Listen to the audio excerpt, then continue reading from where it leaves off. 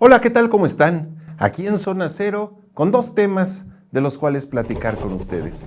El primero de ellos, la apertura total que tanto esperamos durante prácticamente 2 años, que decretó el gobernador Luis Miguel Barbosa y que pues nos hace albergar esperanzas de recomposición económica, de una recuperación importante en esas áreas laborales, por supuesto, fuentes de empleo que se habían perdido, el poder nosotros también tener pues esa actividad, ese contacto, pero ese contacto que tiene que ser un contacto consciente y razonado, porque ahora corremos el riesgo de que la traducción que haga el ciudadano, y lo empezamos a ver en este fin de semana, es de que ya no hay COVID, de que es un rompan filas, en donde la señal sería la de un aquí no pasó nada y hagan lo que quieran.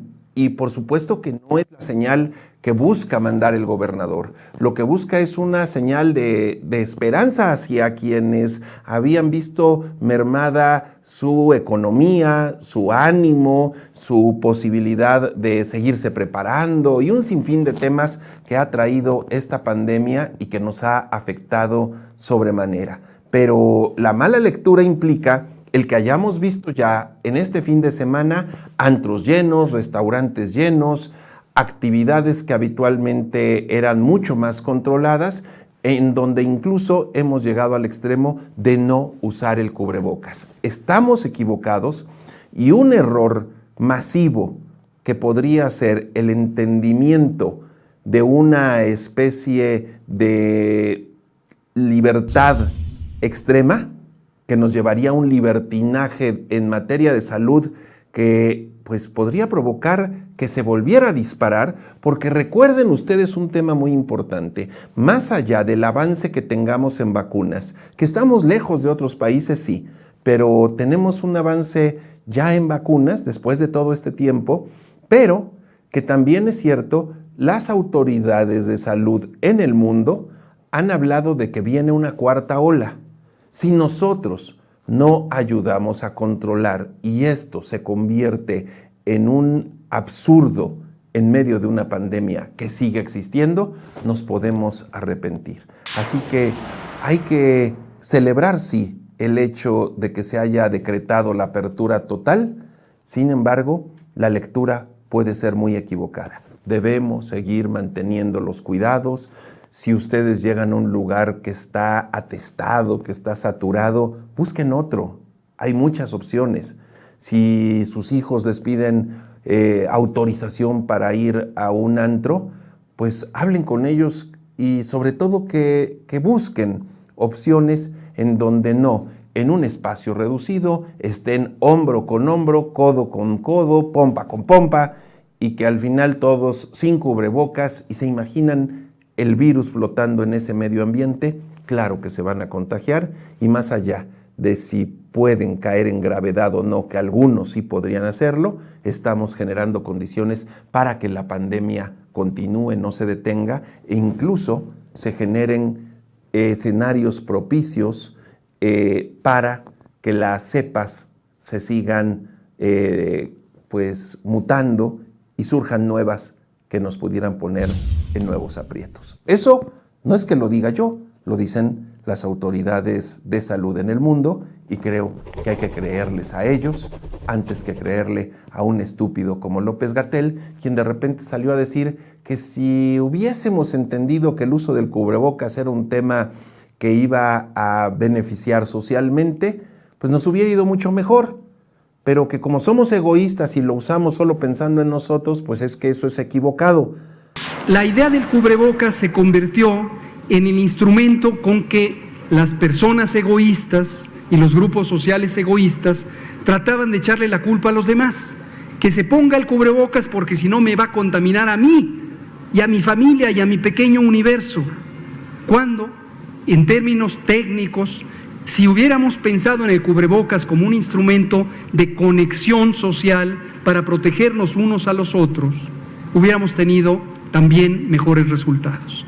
El estúpido, si nos hubiese salido con ese discurso desde un inicio y nos hubiese dicho que había que usarlo porque nos cuidábamos en lo personal, cuidábamos a los cercanos, pero también generábamos un ambiente generalizado que beneficiaría al ataque a la pandemia, seguramente habría habido muchos menos muertos, pero se le olvida que ahí está grabado en donde dijo que no había pruebas científicas de que el uso del cubrebocas impidiera los contagios. La evidencia no es concluyente para sustentar la utilización poblacional del cubrebocas para disminuir el número de contagios de infección por virus respiratorios. El desgraciado lo dijo y hoy, por no comunicar correctamente, por ese miedo a su jefe que determinó que no se usara el cubrebocas, bueno, pues costó no algunas, no muchas, sino miles y miles de vidas, que se habla de más de 500,000 de mexicanos. Probablemente, según los números, podría la pandemia de manera normal haber costado entre 150 y 200,000 fallecimientos de mexicanos. Estamos arriba de 500,000 y todo por culpa de infelices como los López-Gatell y López Obrador. Y cambiando de tema, vayamos con lo que sucedió en Dos Bocas, porque ahí vino a mi mente de inmediato lo que sucedió aquí en Puebla, en Chalchihuapan. Recordarán ustedes que por ese poblado cruza una carretera que fue tomada por los pobladores y que impedían el paso, obviamente, y ante esto el gobernador Moreno Valle, junto con su equipo de seguridad, determinaron desalojarla. Se ordenó la represión que terminó en un zafarrancho terrible con la pérdida de la vida de un niño, José Luis Tehuatli Tamayo.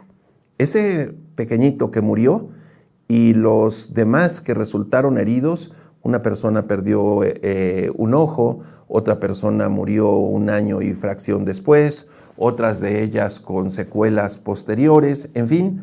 Bueno, pues todo eso que sucedió es prácticamente lo mismo que sucedió en Dos Bocas. En Dos Bocas, el gobierno, en respaldo o para que no se detuvieran las obras de la magna planta de petrolera de López Obrador, ordenaron pues que le dieran un estate quieto a los trabajadores, una represión total por un paro que habían iniciado. Y llega el ejército, la Guardia Nacional, arremete contra ellos, se habla de disparos, se habla de balas de goma, de proyectiles de gas, en fin. Bueno, pues prácticamente esos proyectiles de gas son los mismos que se usaron en Chalchihuapan y que costaron vidas. Lo que hicieron en Dos Bocas es una especie de halconazo. Llegaron a avasallar a los trabajadores que los vemos en las imágenes dramáticas, ellos con sus overoles naranjas con los que están trabajando y aún así fueron por ellos, y eso es represión, de la que mucho se quejó López Obrador, de la que mucho cuestionó a los gobiernos anteriores, y bueno, pues ahora él no solo hace lo mismo, sino con un cinismo terrible salen a decir que no, son pleitos de grupitos, las imágenes no mienten.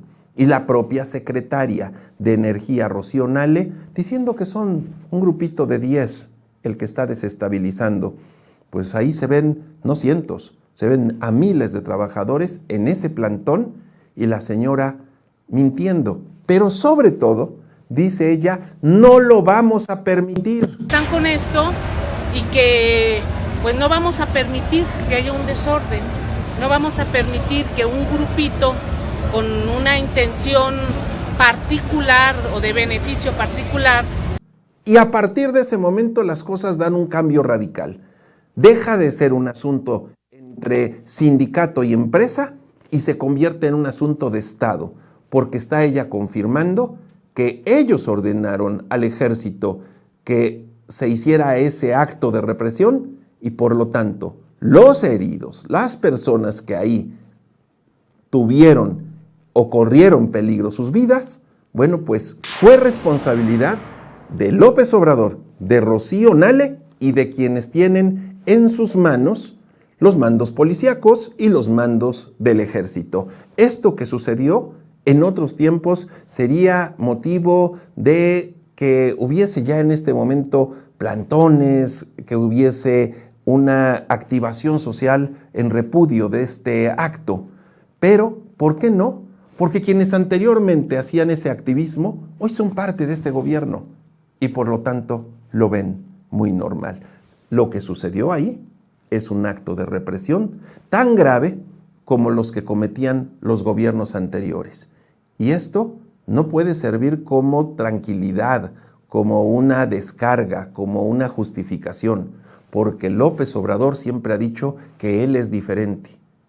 Y como ya también se ha convertido en una frase en redes, sí, no es igual, es peor.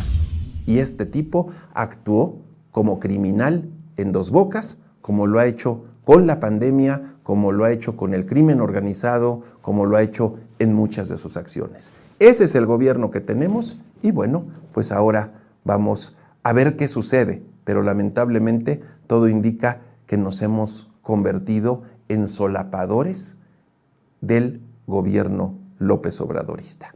Ya la próxima semana vamos a empezar a hablar del arranque de los nuevos ayuntamientos en Puebla. Tenemos nuevo alcalde en la capital y nuevos alcaldes y alcaldesas en todo el estado, así que estaremos pendientes y bueno, pues les iremos dando cuenta de lo que vayamos viendo, tanto cosas positivas como los muchos yerros que seguramente cometerán. Yo ahora los invito a que la próxima semana me acompañen aquí en Zona Cero.